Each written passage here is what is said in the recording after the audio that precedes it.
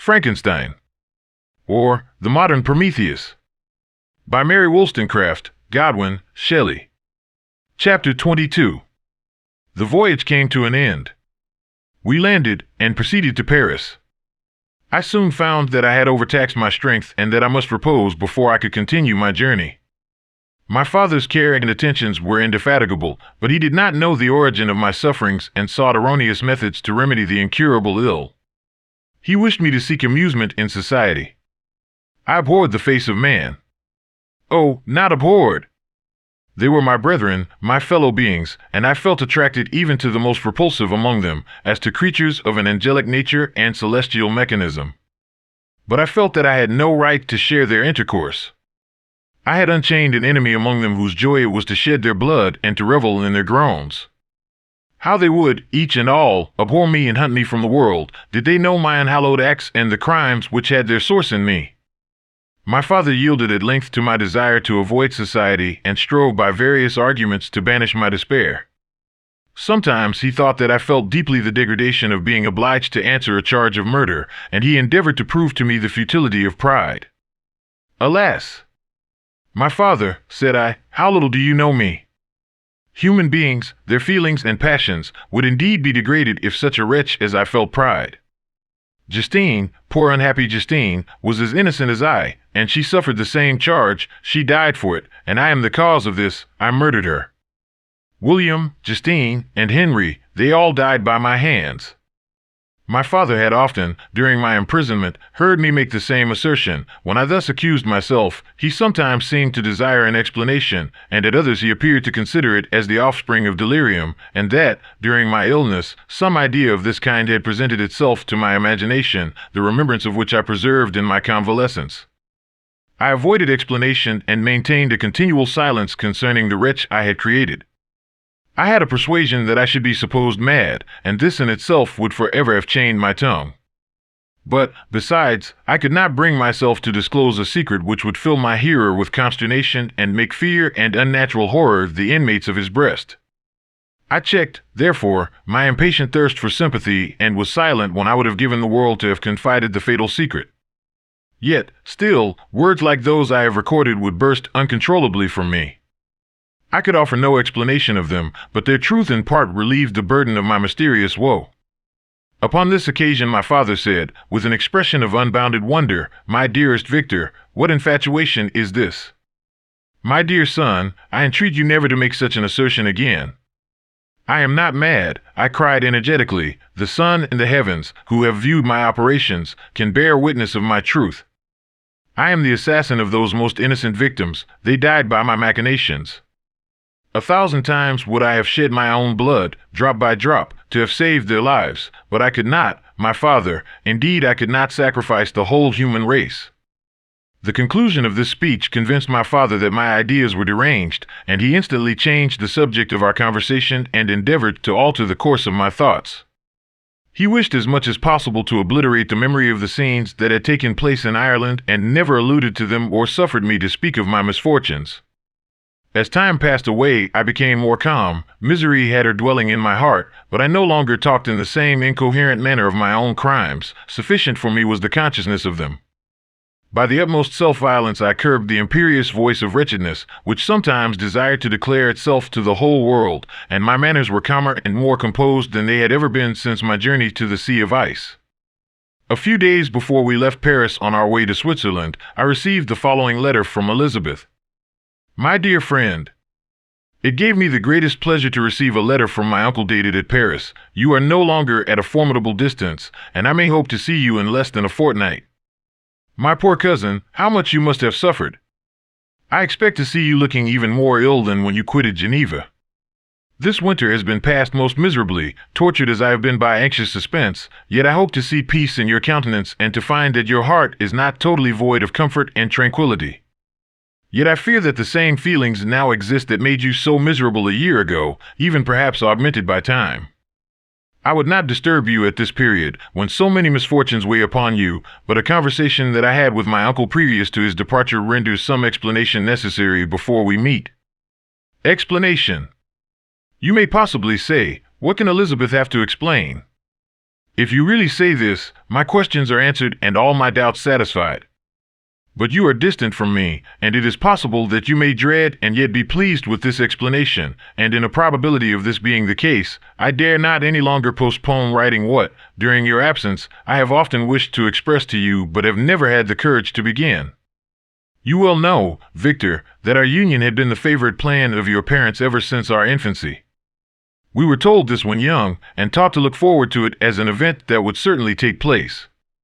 We were affectionate playfellows during childhood, and, I believe, dear and valued friends to one another as we grew older. But as brother and sister often entertain a lively affection towards each other without desiring a more intimate union, may not such also be our case? Tell me, dearest Victor. Answer me, I conjure you by our mutual happiness, with simple truth, do you not love another? You have traveled, you have spent several years of your life at Ingolstadt, and I confess to you, my friend, that when I saw you last autumn so unhappy, flying to solitude from the society of every creature, I could not help supposing that you might regret our connection and believe yourself bound in honor to fulfill the wishes of your parents, although they opposed themselves to your inclinations. But this is false reasoning. I confess to you, my friend, that I love you and that in my airy dreams of futurity you have been my constant friend and companion. But it is your happiness I desire as well as my own when I declare to you that our marriage would render me eternally miserable unless it were the dictate of your own free choice. Even now I weep to think that, borne down as you are by the cruelest misfortunes, you may stifle, by the word honor, all hope of that love and happiness which would alone restore you to yourself. I, who have so disinterested an affection for you, may increase your miseries tenfold by being an obstacle to your wishes. Ah! Victor, be assured that your cousin and playmate has too sincere a love for you not to be made miserable by this supposition.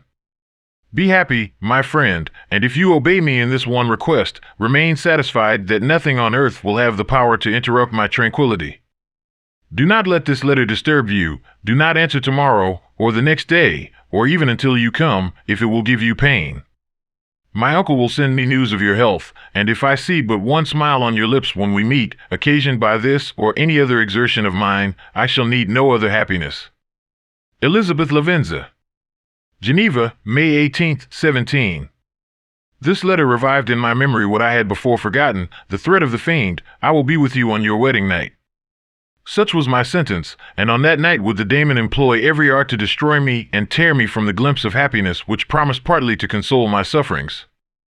On that night he had determined to consummate his crimes by my death. Well, be it so, a deadly struggle would then assuredly take place, in which if he were victorious I should be at peace and his power over me be at an end. If he were vanquished, I should be a free man. Alas! What freedom! Such as the peasant enjoys when his family have been massacred before his eyes, his cottage burnt, his lands laid waste, and he is turned adrift, homeless, penniless, and alone, but free. Such would be my liberty except that in my Elizabeth I possessed a treasure, alas, balanced by those horrors of remorse and guilt which would pursue me until death. Sweet and beloved Elizabeth! I read and reread her letter, and some softened feeling stole into my heart and dared to whisper paradisiacal dreams of love and joy, but the apple was already eaten, and the angel's arm bared to drive me from all hope. Yet I would die to make her happy. If the monster executed his threat, death was inevitable, yet, again, I considered whether my marriage would hasten my fate. My destruction might indeed arrive a few months sooner, but if my torturer should suspect that I postponed it, influenced by his menaces, he would surely find other and perhaps more dreadful means of revenge. He had vowed to be with me on my wedding night, yet he did not consider that threat as binding him to peace in the meantime, for as if to show me that he was not yet satiated with blood, he had murdered Clerval immediately after the enunciation of his threats. I resolved, therefore, that if my immediate union with my cousin would conduce either to hers or my father's happiness, my adversary's designs against my life should not retard it a single hour. In this state of mind I wrote to Elizabeth.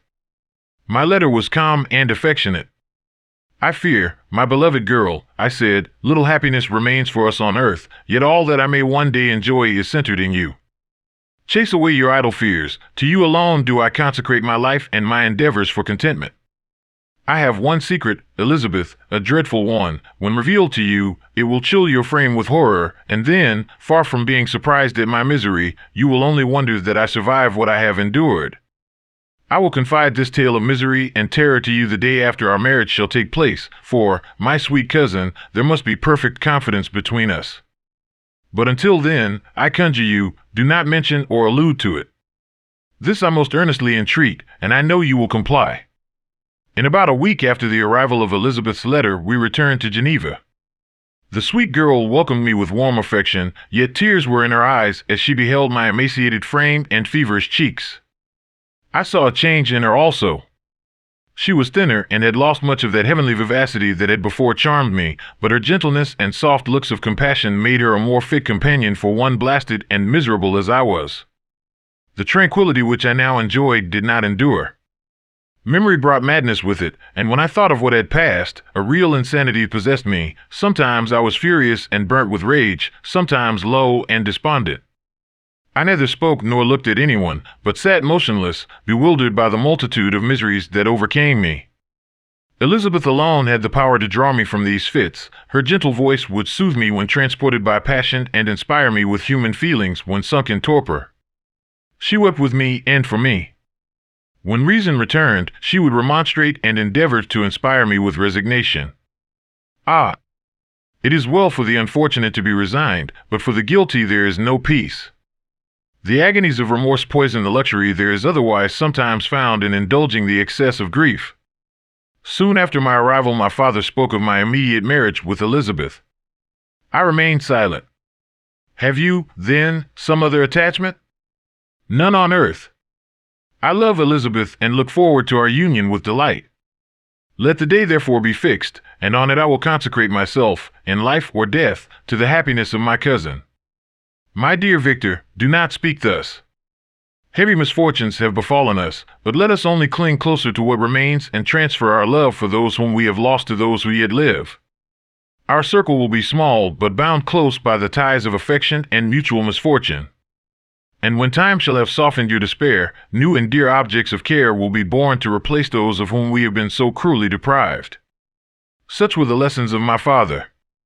But to me the remembrance of the threat returned, nor can you wonder that, omnipotent as the fiend had yet been in his deeds of blood, I should almost regard him as invincible, and that when he had pronounced the words, "I shall be with you on your wedding night," I should regard the threatened fate as unavoidable. But death was no evil to me if the loss of Elizabeth were balanced with it, and I therefore, with a contented and even cheerful countenance, agreed with my father that if my cousin would consent, the ceremony should take place in 10 days, and thus put, as I imagined, the seal to my fate. Great God!